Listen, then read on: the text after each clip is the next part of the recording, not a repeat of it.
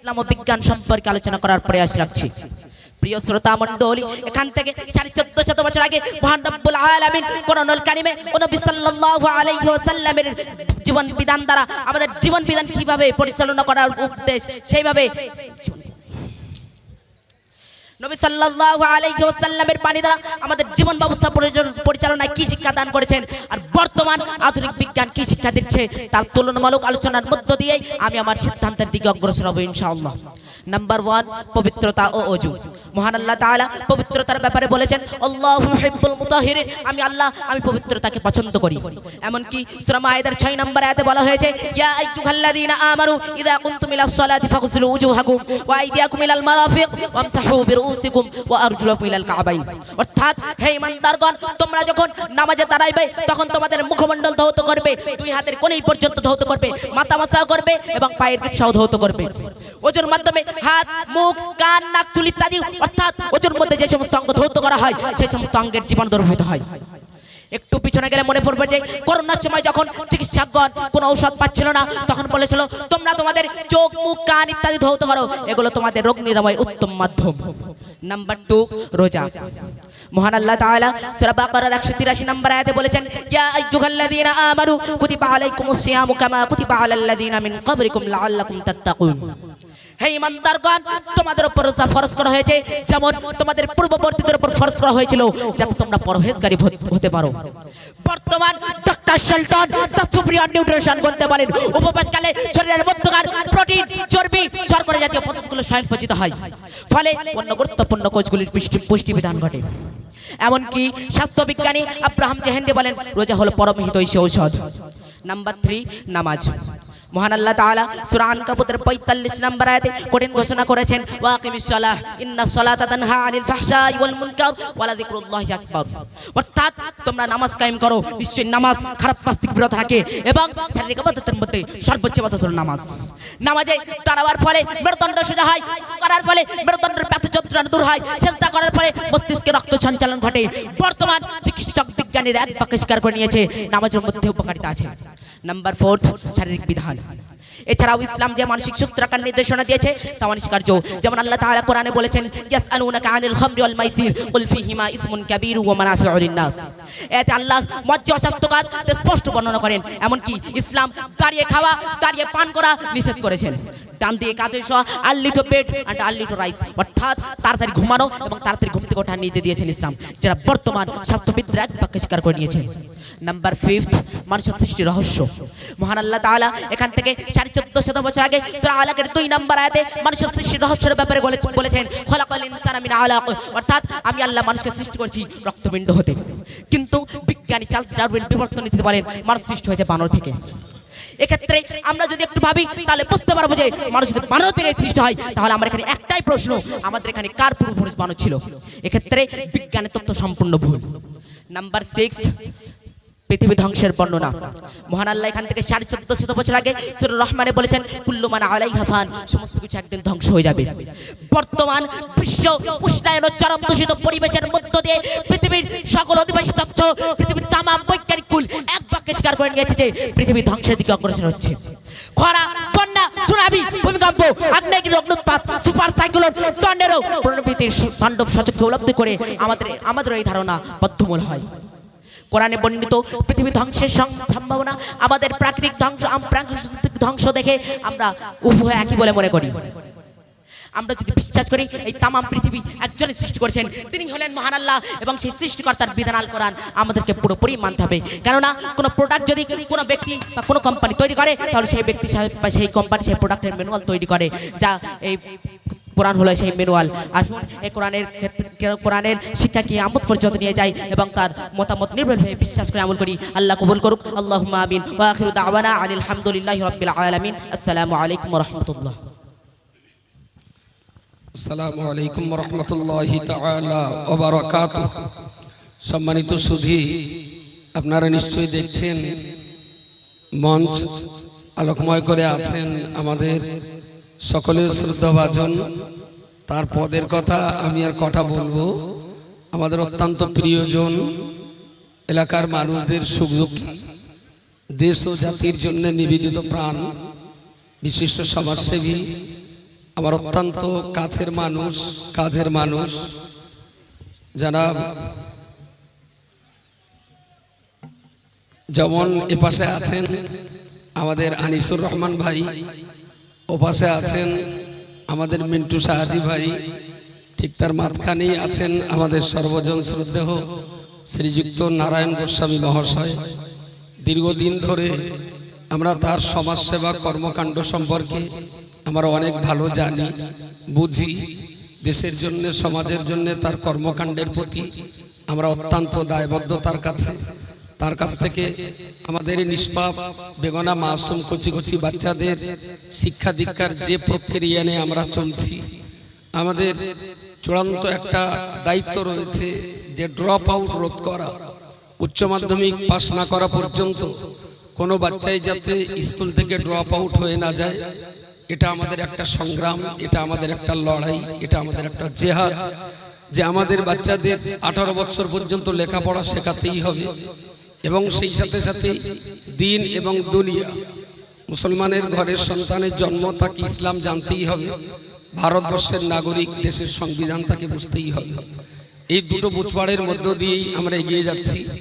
দাদা এসেছেন, আমরা তার কাছে অত্যন্ত কৃতজ্ঞ, খুবই কৃতজ্ঞ, আমরা ঋণী। আমাদের মতো ছোট মানুষের আহ্বানে তিনি এসেছেন। বিশেষ করে দেগঙ্গা ব্লক কমিটির কর্মকর্তা যারা আছেন তাদের এই আয়োজন। তো আমি আরেকবার বলবো, যারা দাঁড়িয়ে আছেন যদি মজলিসটা একটু সুন্দর করে বসে যান। আমি একবার বলবো, বসতে বলবো। যদি বাংলা বোঝেন তাহলে সবাইকে অনুরোধ করছি একটু বসে পড়ুন। কোচিরা যারা আছো, তোমাদের তো টাইম টু টাইম খাবার কথা ঘোষণা হচ্ছে। একটা ব্যাচ এখন আহারাদি চলছে, অনেক অনেক কাজ এখনো বাকি তোমাদের। সেই জন্যই যারা খেতে গেছে, যারা এখানে আছো সবাইকে আমি বসতে বলছি এবং খুব নীরব নিস্তব্ধতার সঙ্গে আমি একবার তাকবীর দেব। সেই তাকবীরের আওয়াজের পরে যেন আর কোনো কথা না হয়। নারে তাকবীর, আরো জোরে কোচি, আরো জোরে নারে তাকবীর। অল ইন্ডিয়া সুন্নাতুল জামাত শ্রীযুক্ত নারায়ণ গোস্বামী মহাশয়, নারায়ণ গোস্বামী মহাশয়, নারে তাকবীর। আলহামদুলিল্লাহ, খুব নীরব আর যেন কোনো কথা না হয়। ডাক্তার স্যারকে একটু ফুল আর ব্যাজ দিই। প্রথমেই আমরা ধন্যবাদ জ্ঞাপন করছি যে উত্তর 24 পরগনার সম্মানীয় সভাধিপতি তথা প্রশাসনিক লেভেলের উত্তর 24 পরগনার সর্বোচ্চ পাওয়ার যিনি হোল্ড করেন শ্রীযুক্ত নারায়ণ গোস্বামী মহাশয়।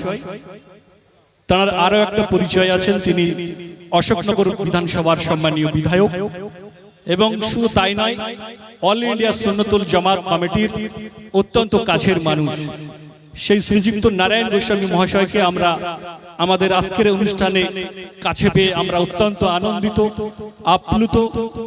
সেই মহাশয়কে আমরা আমাদের দেগঙ্গা ব্লক কমিটির পক্ষ থেকে যে আজকে অর্গানাইজ দেগঙ্গা তরঙ্গ 2024, এই তরঙ্গ 2024-এর অর্গানাইজ দেগঙ্গা ব্লক কমিটির সম্মানীয় সম্পাদক মাননীয় মোহাম্মদ মিনাউল ইসলামকে বলবো আমাদের সম্মানীয় সভাধিপতি শ্রীযুক্ত নারায়ণ গোস্বামী মহাশয়কে ব্যাজ, উত্তরীয় এবং গেস্ট কার্ড দিয়ে বরণ করে নেওয়ার জন্য অনুরোধ করব।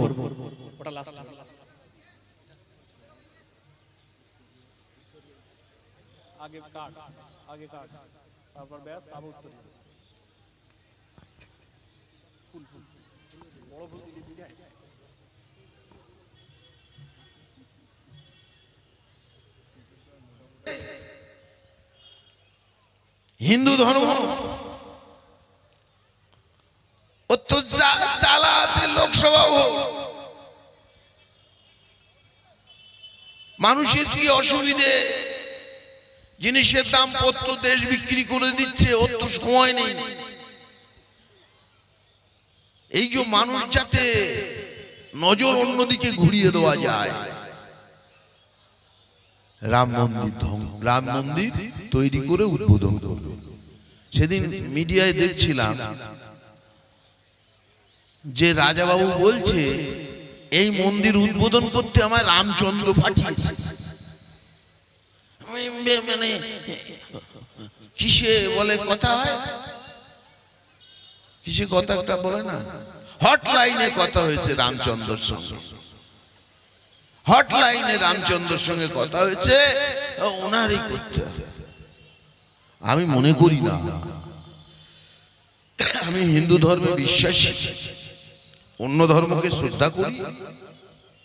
আমার ধর্ম আমার কাছে, আপনার ধর্ম আপনার কাছে। ভগবান রামচন্দ্র আমার হৃদয়ে, আমার বাড়ির মন্দিরে। তো রামচন্দ্রকে নিয়ে ব্যবসা করা, আমরা এর বিরুদ্ধে। এখন ওনার হাতে তো সময় নেই, মন্দির কমপ্লিট করিনি, অথচ ওনাকে মন্দিরে বিগ্রহ স্থাপন করতে হবে, কারণ ভোট বড় বালাই। ভোট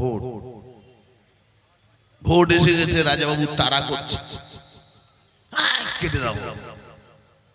আমি মনে করি না যে অযোধ্যায় রাম মন্দির তৈরি হওয়ার সঙ্গে সঙ্গে গোটা ভারতবর্ষের গরিব মানুষগুলো বড়লোক হয়ে যাবে। আমি বিশ্বাস করি রাম মন্দির উদ্বোধন হওয়ার সঙ্গে সঙ্গে ভারতবর্ষ ছেড়ে দিন, অযোধ্যায় গরিব মানুষরা বড়লোক হবে, আমি বিশ্বাস করি না। কিন্তু উপায়, প্রত্যেকবারই ভারতীয় জনতা পার্টি ধর্মকে সামনে রেখে লোকসভার ভোট করেছে, যেহেতু হিন্দু পপুলেশন ইন্ডিয়ায় বেশি। সোজা সবকা সাথ সবকা বিকাশ। বাবা, বিকাশই যদি তুমি করবে, তোমার রামলালা নিয়ে ঘোরার তো কোনো দরকার নেই, ওনার হাতে সময়। আমি অন্য কথা বলি, আমি গর্বের সঙ্গে বলি আমি হিন্দু, আমি গর্বের সঙ্গে বলি আমি হিন্দু, আর মনে করি আমি সংখ্যা গুরু, আমরা সংখ্যা গরিষ্ঠ। হ্যাঁ, সংখ্যা গরিষ্ঠ বা সংখ্যা গুরুর গরিমা তখনই সাজে যদি আমি সংখ্যালঘুদের 100% নিরাপত্তা নিশ্চিত করতে পারি, তাহলে এই গরিমা আমার সাজে, না হলে সাজে না, না হলে সাজে না। আপনি রাজাবাবু দেখুন, আপনার ভারতবর্ষে আপনার রাজত্বে সংখ্যালঘুরা নিরাপত্তাহীন, শুধু মুসলমান, জৈন, খ্রিস্টান নিরাপত্তা, সেদিকে আমাদের লক্ষ্য রাখা দরকার। সুতরাং আমি বিশ্বাস করি আগামী লোকসভা নির্বাচনে ভারতবর্ষে একটা ধর্মনিরপেক্ষ গণতান্ত্রিক সরকার তৈরি হবে। বাংলার মাননীয় মুখ্যমন্ত্রীর নেতৃত্বে যেমন পশ্চিম বাংলায় সংখ্যালঘুর উন্নয়ন একের পর এক এগিয়ে চলেছে, তেমনি দেশের গণতান্ত্রিক প্রিয় মানুষ একটা ধর্মনিরপেক্ষ সরকার তৈরি করবে, একটা নতুন সকাল আসবে। ধর্মের কথা বলছেন, ব্রিটিশদের বিরুদ্ধে লড়াইয়ে মুসলমানদের ভূমিকা ছিল না? খান আব্দুল গফফার খান, মাওলানা আবুল কালাম আজাদ, নারকলবেড়িয়া আপনার বাড়ির পাশে মির নিসার আলী তিতুমি।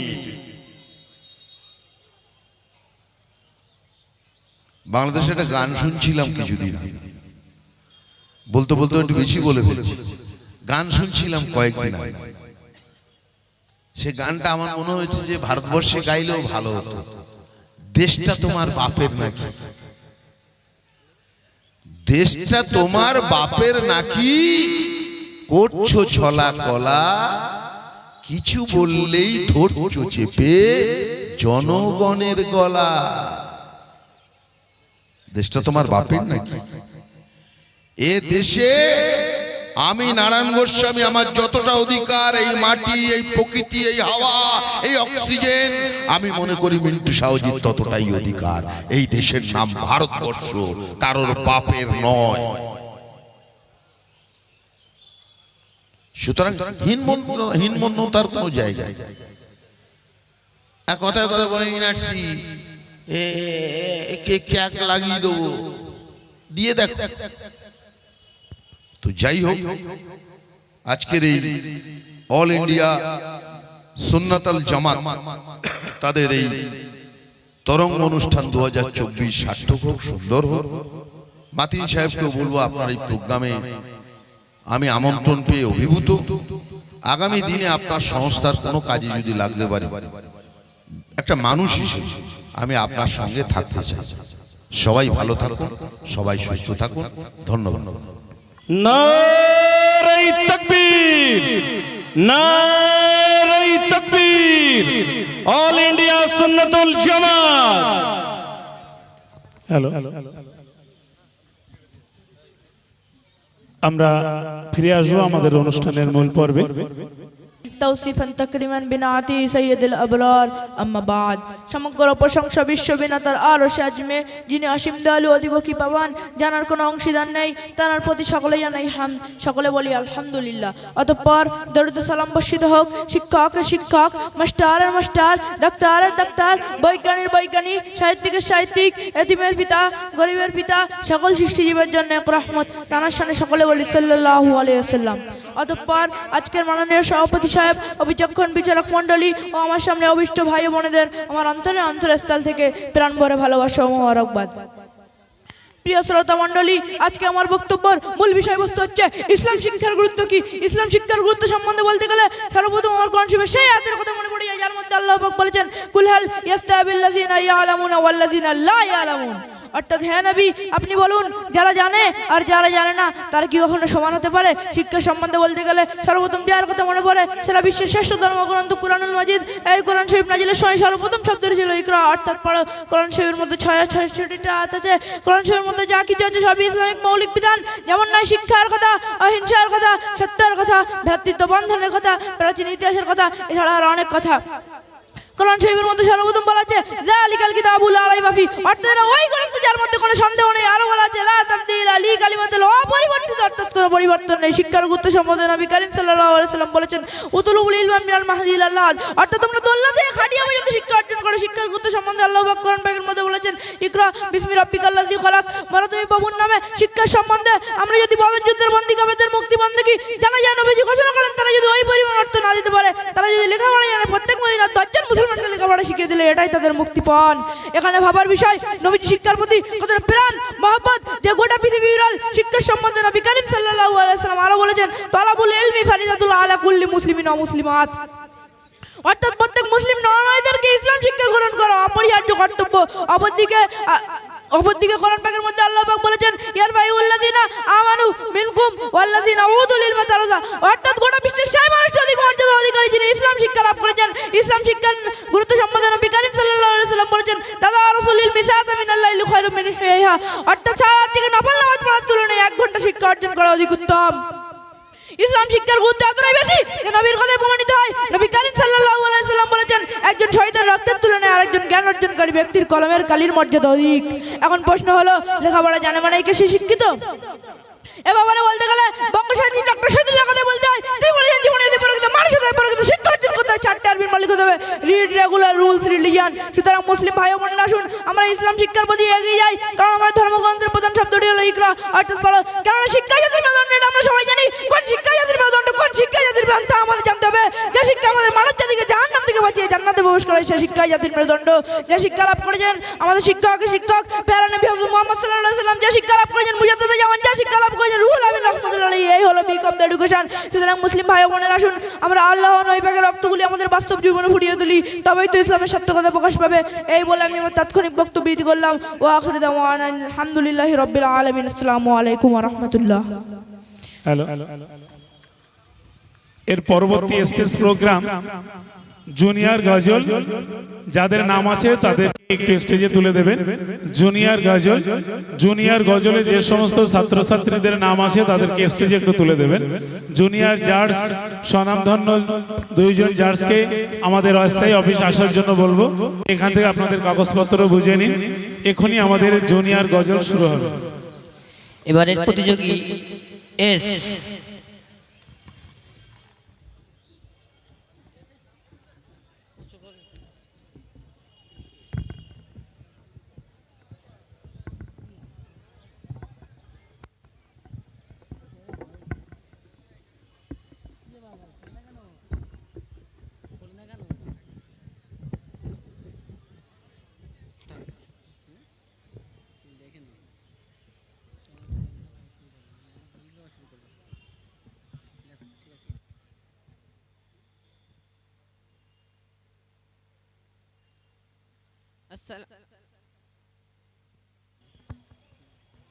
আসসালামু আলাইকুম ওয়া রাহমাতুল্লাহি ওয়া বারাকাতুহু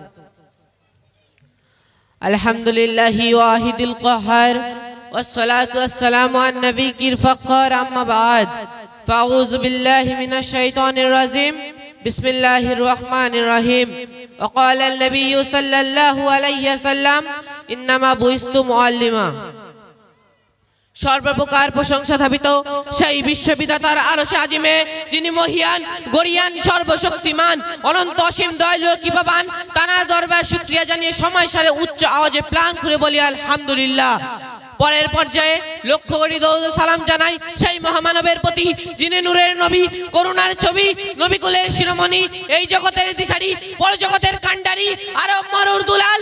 আমি নামাগের হেলাল ছন্দের সুরে বলি, তুমি চন্দ্রের চেয়েও সুন্দর, তুমি পুষ্পের চেয়েও মনোহর, তুমি ঝর্ণার চেয়েও নির্মল। তানার শানে মধুর সুরে উচ্চ আওয়াজে সম্মিলিত কণ্ঠে প্রাণ খুলে বলি সাল্লাল্লাহু আলাইহি ওয়াসাল্লাম।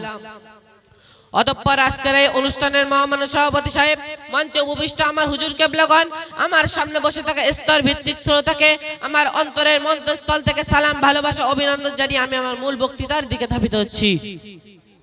সম্মানিত বন্ধুগণ, সমাজের দিকে তাকিয়ে আমি আমার যে ক্ষুদ্রতম জ্ঞান অর্জন করেছি সেটা আর কিছুই নয়, এটা হলো বিশ্ব নবীর আদর্শ। এটা বলতে গেলে আমাকে বলতেই হয়, গড়ার বুকে যখন অমানসিক অত্যাচার, অবিচার, ব্যভিচার, শিরক, সংস্কার, ফিতনা, ফাসাদে যখন গোটা পৃথিবী ভরপুর হয়ে গিয়েছিল, তখন সমাজের মানুষ সুখ শান্তির জন্য চাতক পাখির ন্যায় নয়ন মেলে গগন চেয়ে থাকতো। ঠিক সেই রকম একটা সময় 570 খ্রিস্টাব্দে 12 রবিউল আউয়াল সোমবার সুবে সাদিকের কিছু পূর্বে এই দিনে আবির্ভূত হলেন বিশ্ব নেতা হযরত মুহাম্মদ মুস্তাফা সাল্লাল্লাহু আলাইহি ওয়াসাল্লাম। তিনি এমন একটা সময় জন্মগ্রহণ করেছিলেন যে যুগের মানুষ ছিল সিংহের চেয়ে হিংস্র, অজগরের চেয়ে বিষাক্ত, কুকুরের থেকেও লোভী, শুকরের থেকেও নিকৃষ্ট। এমনকি তারা মানুষকে মানুষ বলে মনে করতো না। সম্মানিত বন্ধুগণ, নারী জাতির ছিল না সম্মান, ছিল না মর্যাদা। ফুলের মতো ছোট ছোট শিশুকে জীবন্ত কবরে দাফন করতে বিন্দু মাত্র দ্বিধাবোধ করতো না। সে যুগের কথা শুনলে চোখ দিয়ে অজরে অশ্রু ঝরে পড়ে। থেকে অমানুষিক আর অমানবিক অত্যাচার আর অবিচার, মোট কথা সর্বপ্রকার পাপী পড়েছিল এই পৃথিবীতে। ঠিক সেই সময় মানুষের মনে শান্তি ফিরিয়ে দিতে নির্বাচিত, নির্যাতিত, লাঞ্ছিত, বঞ্চিত, অপমানিত মানুষের অভিভাবক হয়ে, ভ্রান্তি পথের প্রতারক হয়ে, এই পৃথিবীর কুসংস্কারকে দূর করতে এই পৃথিবীতে আবির্ভূত হলেন বিশ্ব নেতা হযরত মুহাম্মদ মুস্তাফা সাল্লাল্লাহু আলাইহি ওয়াসাল্লাম। তার 63 বছরের জীবনে তিনি অজস্র মানুষকে উপহার দিয়েছিলেন। তা হিন্দু, মুসলিম, ইহুদি, খ্রিস্টান, রাখাল, ধনী, গরিব, কৃষক, ছাত্র, ফকির, সর্বকালে সর্বস্তরের জন্য প্রযোজ্য।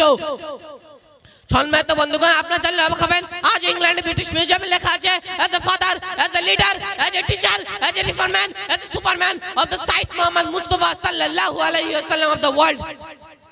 তিনি এসেছিলেন কেমন করে, কেন থেকে পাঠানো হয়েছিল? আল্লাহ পাকের উত্তরে কোরআনে কারিমে নিজেই বলেছেন, লাকাদ হাক্কাল কাউলু আলা রাসূলিল্লাহি উসওয়াতুল হাসানাহ।